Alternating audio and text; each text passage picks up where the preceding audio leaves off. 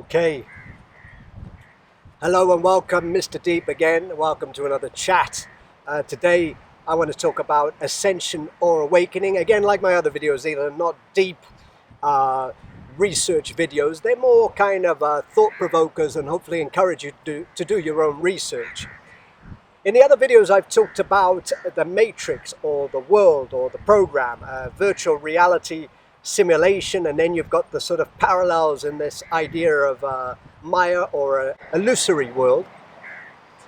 I've also mentioned Wes Penray, his work I really encourage to check out. Now he says that what humans perceive is in fact, as vast as it seems, is a 4% only of the actual true universe. In other words, what we perceive and experience is modified. Furthermore, and relating to ancient texts, that humans were downgraded or genetically manipulated in order to be quite content in that this universe we're experiencing reality to be all there is. So if you put it all together, that's kind of how Wes Penray says it works, which I think is very interesting.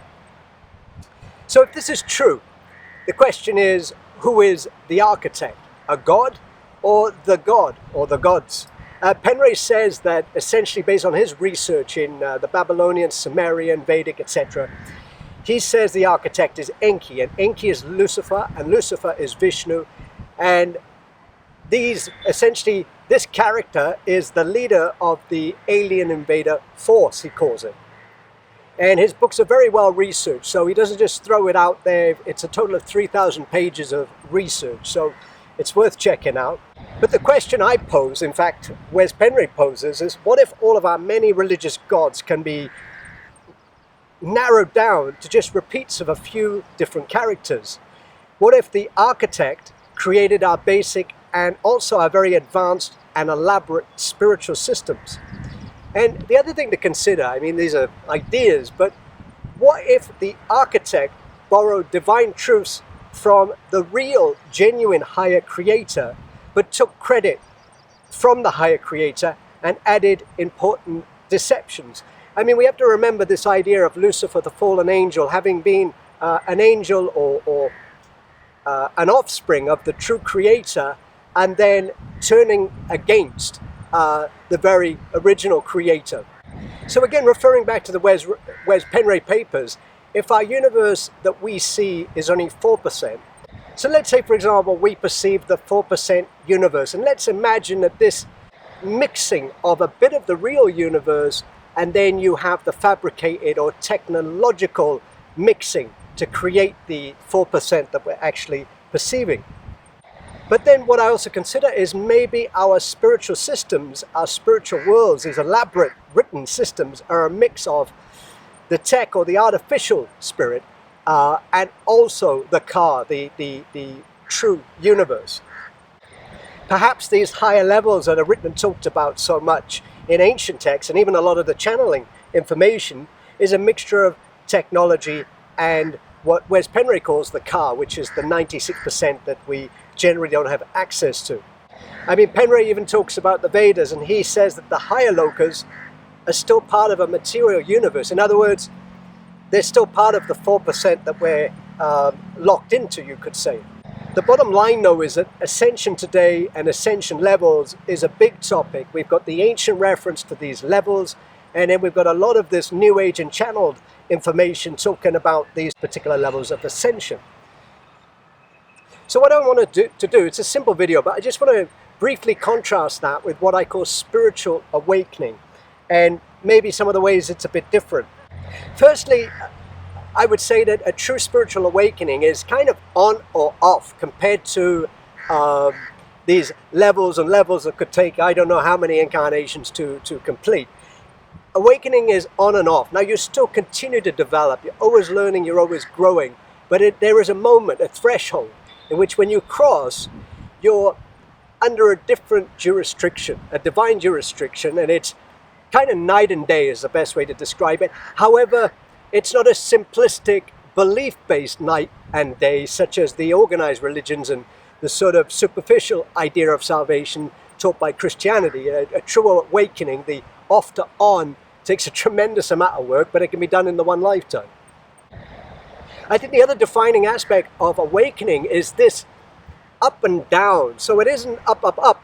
As you truly ascend, you descend. So you sort of, as you move up, you go into the underworld. What that means is that to truly develop, you simultaneously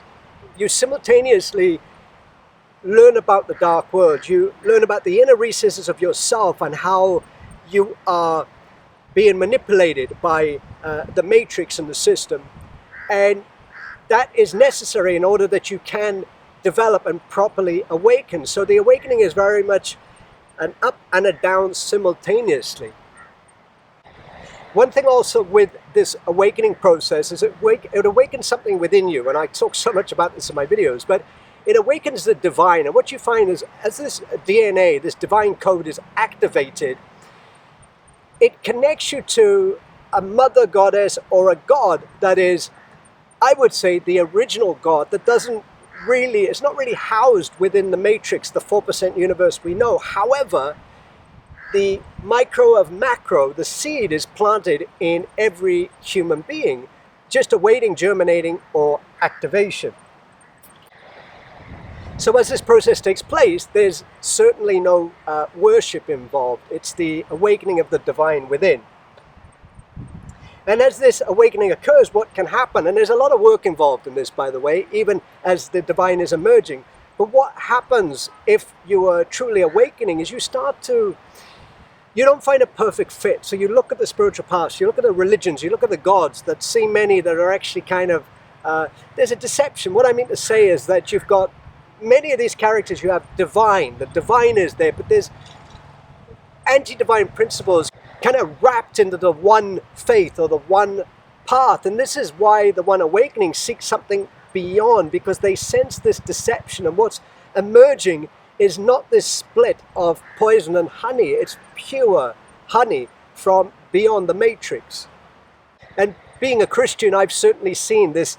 There's so much beautiful divinity within the New Testament, but it's still a mix. There's anti-divine principles within that as well. And even if you take the Old and the New Testament, the Old is essentially a God that displays many anti-divine character, and then you have this God character or Jesus who actually reflects the divine, and this marriage, which is the deception. And that's why the one awakening needs to seek something beyond these systems.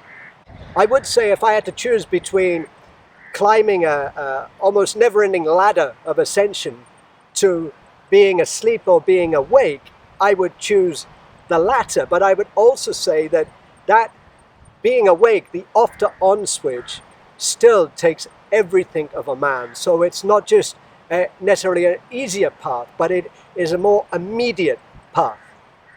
So awakening is not easy, as I've said, but the key is revealing the trickster nature of reality and religion, and these many very clever spiritual paths that are possibly in one way or another deceiving in some shape or form.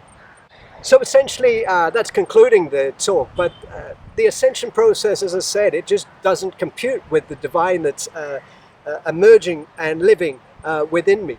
And I just want to share that with you. I hope it helps someone. Cheers.